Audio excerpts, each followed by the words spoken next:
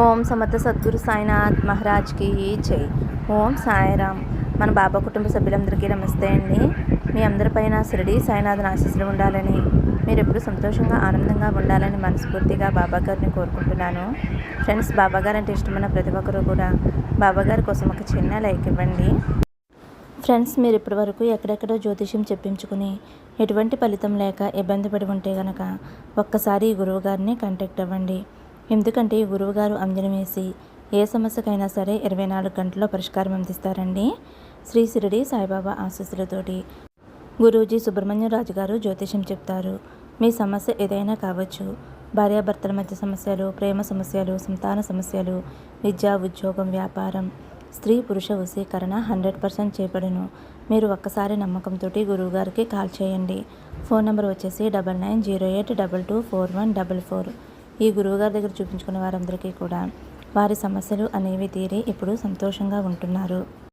కాబట్టి ఒక్కసారి గురువుగారికి కాల్ చేయండి. బాబాగారు మీ సమస్యలు తీరడానికి ఒక మంచి మార్గం చూపించారు అని నమ్మకంతో కాల్ చేయండి.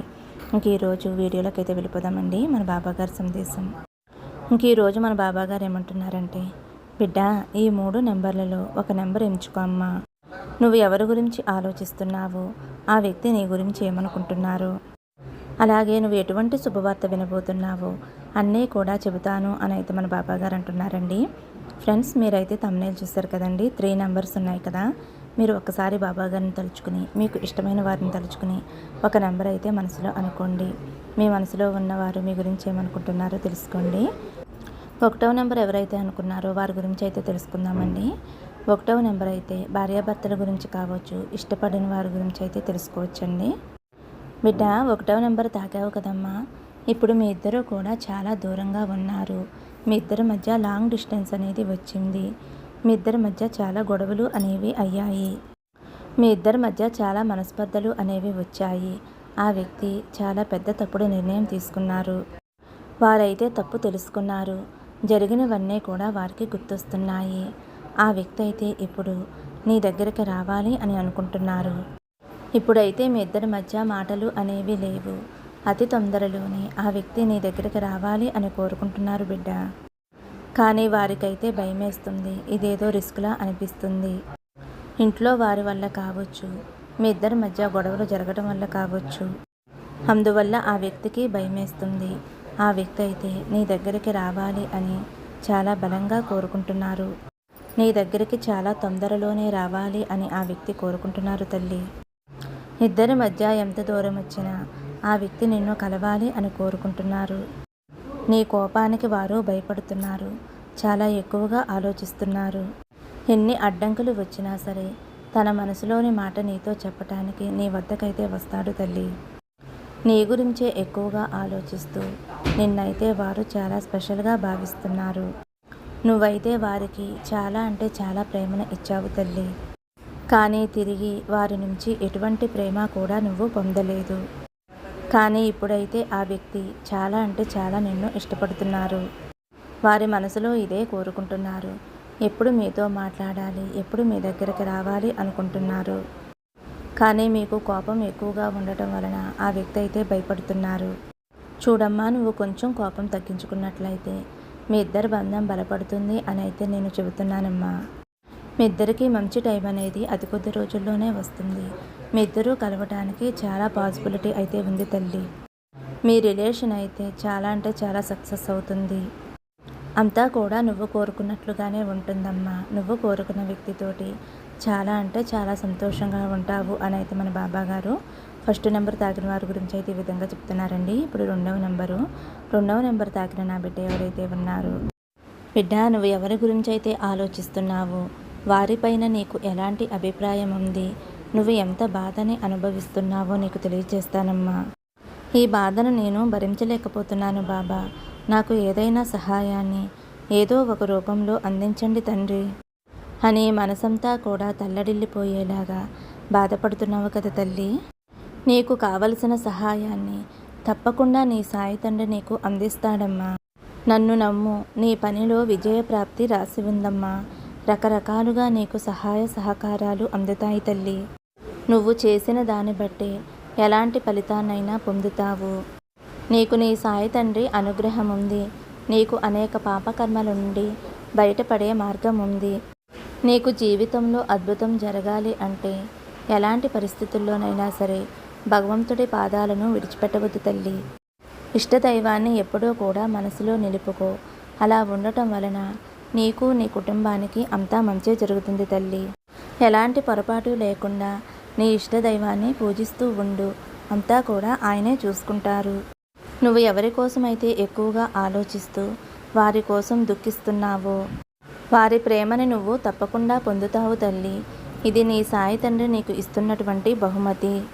కాకపోతే ప్రతిరోజు నువ్వు దాని గురించే ఆలోచిస్తూ మనసు పాడు చేసుకుంటూ ఇది జరుగుతుందా లేదా, మా ప్రేమను మేము పొందగలమా లేదా, మాకు ఎలాంటి ఆటంకం లేకుండా వివాహం జరుగుతుందా లేదా, లేదంటే జరగదా అనే అనుమానాలన్నీ కూడా నీ బుర్రలో ఎక్కువైపోయి మనసు స్థిమితం లేకుండా చేసుకుంటున్నావమ్మా. అంతా నా బాబా చూసుకుంటారు అని నా మీద నమ్మకంతో నువ్వు ధైర్యంగా ఉండాలి తల్లి. మనసులో ఎలాంటి దుఃఖం లేకుండా నువ్వు ప్రశాంతంగా ఉండి నువ్వు సంతోషంగా ఉండు తల్లి. నీకు అంతా మంచే జరుగుతుంది. అలాగే నువ్వు అనుకున్నటువంటి వ్యక్తిని త్వరలోనే భాగస్వామిగా పొందే అవకాశం నీకు రాసిపెట్టి ఉంది తల్లి. నిరంతరం నువ్వు చేయవలసిందల్లా ఒకటే ఉందమ్మా. అదేమిటి అంటే ప్రతి క్షణము కూడా నీ బాబా తండ్రిని ప్రార్థిస్తూ ఉండు. దానివల్ల నీకు సకలం చేకూరుతాయి తల్లి అని అయితే మన బాబా గారు 2వ నెంబర్ తాకిన వారి గురించి ఈ విధంగా చెప్తున్నారండి. ఇప్పుడు 3వ నెంబర్ ఎవరైతే అనుకున్నారో వారి గురించి అయితే మన బాబా గారు ఇలా అంటున్నారు. బిడ్డ, ఎందుకమ్మా అంత దిగులుగా ఉన్నావు? నువ్వు నా బంగారు బిడ్డవమ్మా, నా బుజ్జి తల్లివు కదూ. నీ కోసం ఒక తీపి కబురు తెచ్చాను. అదేమిటో తెలుసుకో తల్లి. అనుకున్న పనులు జరగకపోతే ఎవరికైనా మానసికంగా బాధ కలగటం సహజమే తల్లి.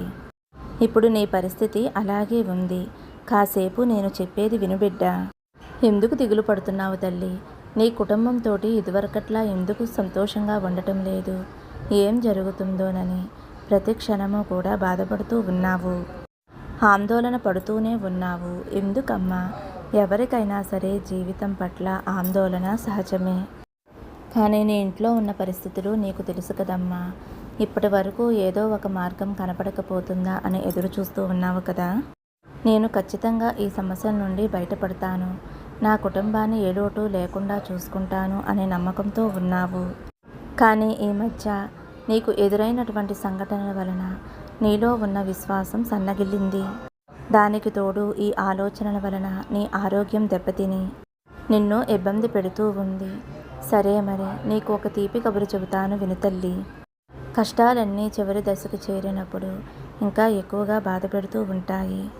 ఇన్ని రోజులు భరించి భరించి అవి తొలగిపోయే సమయంలో నువ్వు నిరుత్సాహంగా ఉండకు తల్లి. కష్టాలు నిన్ను ఇంతలా బాధ పెడుతున్నాయి అంటే అవి అతి త్వరలో నీ నుండి వెళ్ళిపోతున్నాయి అని సూచన తల్లి. ఇదే విషయాన్ని నీ కుటుంబానికి కూడా చెప్పమ్మా. ఇంట్లో నీ భర్తకి నీ పిల్లలకి నువ్వే కదా ధైర్యం చెప్పవలసింది. మన ఇంట్లో కష్టాలన్నీ కూడా తొలగిపోయి సుఖ సంతోషాలు వెల్లువిరుస్తాయి అని బాబా చెప్పమన్నారు అని చెప్పు తల్లి. మీరందరూ చేస్తున్నటువంటి కృషికి ఆర్థిక సమస్యలు, అనారోగ్య సమస్యలు అన్నీ తొలగిపోతాయి తల్లి. ఇదంతా జరిగేది ఎప్పుడు బాబా అని నువ్వు అనుకోవద్దమ్మా. 3 రోజులలో నువ్వే ఫలితాన్ని చూస్తావు. నా మాటగా నీ భర్తకు కూడా చెప్పమ్మా. ఇక నీకున్నటువంటి అనారోగ్య సమస్య అంటావా, నీలో ఉన్న భయం తొలగిపోతే నీ అనారోగ్య సమస్యలు కూడా తొలగిపోతాయి. దానికొచ్చిన భయమేమీ లేదు. నిత్యం నా విభూతిని నీ నుదుటిపై ధరించు. నువ్వు ధైర్యంగా ఉండు. సకల సుఖ సంతోషాలతోటి నీ కుటుంబం ఎంతో ఆనందంగా ఉంటుంది. ఇది నీ బాబా చేస్తున్నటువంటి ప్రమాణం. నీ బాధను నేను చూడలేకపోతున్నానమ్మా. ఏ తల్లైనా బిడ్డలు బాధపడుతూ ఉంటే చూస్తూ ఊరుకుంటుందా? నేను కూడా అంతేనమ్మా. దేనికైనా ఒక సమయం రావాలి కదా. అటువంటి మంచి సమయం ఇప్పుడు నీ జీవితంలో వచ్చింది తల్లి. నీ పరిస్థితులన్నీ చక్కబెడతాను. నువ్వు కోరుకునే విధంగా అన్నీ జరుగుతాయి. ఆ సమయం కూడా వచ్చింది. తప్పకుండా అన్నీ సమకూరుస్తాను. అన్నీ సక్రమంగా జరిగేలా నేను చూసుకుంటాను. ఇక నుంచి నువ్వు ఏ ఆందోళన పడవద్దమ్మా. ఇప్పటి వరకు ఎంతో ఓర్పుగా ఉన్నావు. ఎవరికైనా సరే ఉండవలసింది మొదటి లక్షణం ఓర్పు. నీ జీవితం ఎలా ఉండాలి అని కోరుకున్నావో, నీ కుటుంబంతో కలిసి ఎలా సంతోషంగా ఉండాలి అని అనుకున్నావో అవన్నీ కూడా నెరవేరబోతున్నాయి తల్లి. ఇటువంటి సంతోషమే కోసమే కదా ఇన్ని రోజులు ఎదురు చూశావు. ఎంత ఓర్పుతో ఉన్నా సరే నన్ను అపార్థం చేసుకున్నావు తల్లి. అసలు నేనంటూ ఉన్నాను అని గుర్తుందా బాబా నీకు? నన్ను నీ బిడ్డగా అనుకుంటున్నావా? జీవితంలో ఎప్పుడూ కూడా సంతోషం అనేదే రాదా? ఎందుకు నా జీవితంలో ఇంత దుస్థితిని కల్పిస్తున్నావు అని ఎంతో బాధపడ్డావు కదమ్మా. నువ్వు బాధపడటంలో, నన్ను అడగటంలో అర్థం ఉంది తల్లి. ఎందుకంటే ఇన్ని సంవత్సరాలలో ఎక్కడా కూడా నువ్వు సంతోషంగా ఉన్న రోజు లేదు. అన్నింటా సర్దుకుపోవటమే జరిగింది. దీనివల్ల నీ చిన్న చిన్న కోరికలు కూడా నెరవేరలేదు అని ఎంతో బాధపడ్డావు. ఇదంతా కూడా నాకు తెలుసు తల్లి. ఇదంతా కూడా ఒక గతంగా భావించు. ఇక నుంచి రాబోయే రోజులలో నీ ఎదుగుదలను చూసి సంతోషంగా ఉండమ్మా.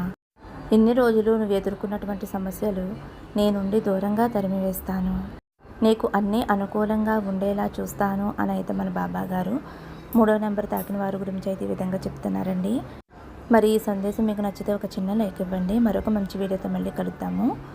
సర్వే జన సుఖినో భవంతు. సమస్తం సద్గురు సాయినాథార్పణమస్తు. శుభం భవతు. జై సాయిరామ్.